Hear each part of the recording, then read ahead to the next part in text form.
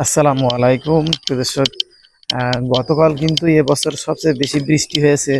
দেখতেই পাচ্ছেন এখানে কিন্তু প্রচুর পানি হয়েছিল, যার কারণে উঠানের ধারায় কিন্তু পানি পর্যন্ত দাঁড়িয়ে গিয়েছে।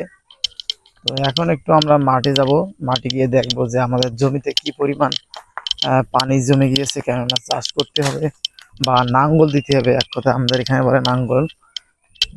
ধান চাষ করার আগে যে নাঙ্গল চাষ করতে হয়, নাঙ্গল দিতে হয় সেটা।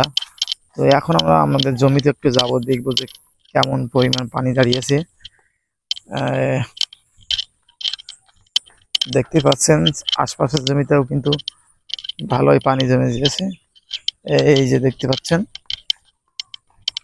এখানেও কিন্তু প্রচুর পানি জমেছে, দেখেন প্রিয় দর্শক। তো পানি জমার উপরে ডিপেন্ড করবে যে আসলে নাঙল দিব কি না দিব। তো দেখেন ভালোই কিন্তু পানি জমে গিয়েছে।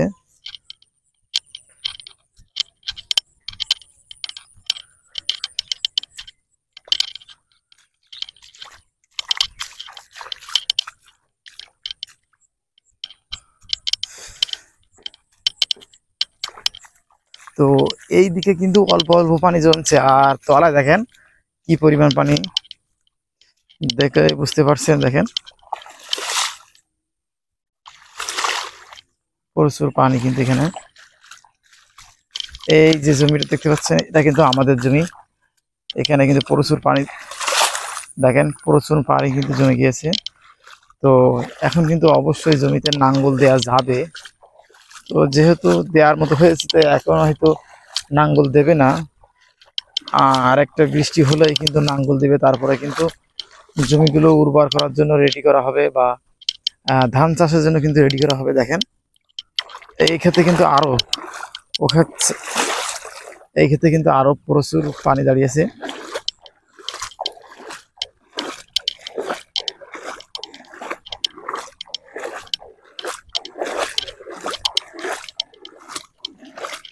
আপনি যতদূর যাবেন ততদূর কিন্তু পানি দাঁড়িয়েছে। দেখেন ওই যে আমাদের বাড়িটা দেখতে পাচ্ছেন, আমাদের বাড়িটা কিন্তু একদম মাঠের ধারে।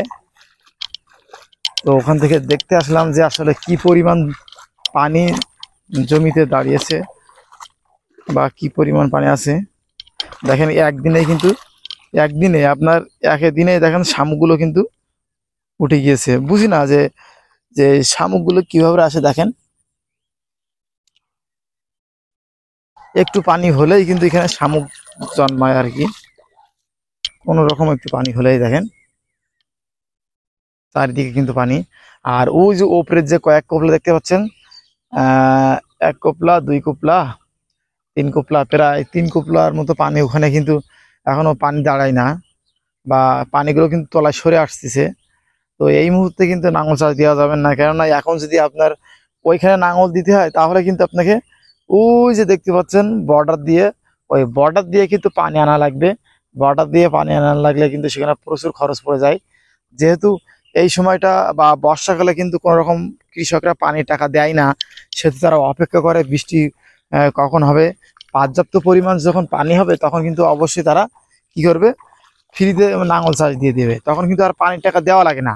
বর্ষাকালে তারা কিন্তু কৃষকরা অপেক্ষা করে কখন বৃষ্টি হবে, এই বৃষ্টির জন্য কিন্তু তারা অপেক্ষা করে। কিন্তু অন্য অন্য এলাকায় কেমন আমরা জানি না, উপরের দিকে বা অন্য অন্য জেলায়, কিন্তু আমাদের সাতক্ষীরাতে কিন্তু এই নিয়মটা, বর্ষাকালে কিন্তু কোনো রকম পানি দেওয়া লাগে না। আর আপনার আহ, গ্রীষ্মকালে তো অবশ্যই দেওয়াই লাগে, বুঝতে পারছেন। দেখেন উপরে কিছু কিছু জমিতে কিন্তু এখনো পর্যন্ত পানি জমে নেই। এজন্য যখন ট্র্যাক্টর বা লাভবে তখন কিন্তু একসাথে সব জমি কিন্তু চাষ করে দেবে, বুঝতে পারছেন। তো যেহেতু এখন পানি সব জায়গায় জমি নাই, এখন কিন্তু আসবে না খবর দিলেও।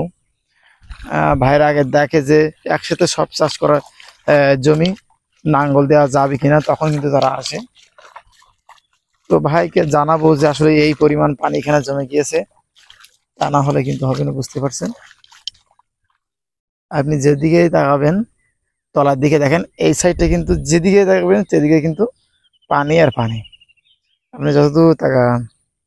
কিন্তু এইদিকে দেখেন, এইদিকে কিন্তু পানি জমে নাই, দেখতে পাচ্ছেন। খুব সুন্দর কিন্তু দেখা যাচ্ছে এইদিকে কোনো রকম পানি জমে নাই। যখনই পরিপূর্ণ জায়গাটায় পানি জমে যাবে তখন কিন্তু লাঙল চাষের কিন্তু উপযুক্ত হবে। দেখেন এখানে কিন্তু একটা আউল আছে, আউলটা কিন্তু অনেক উঁচু।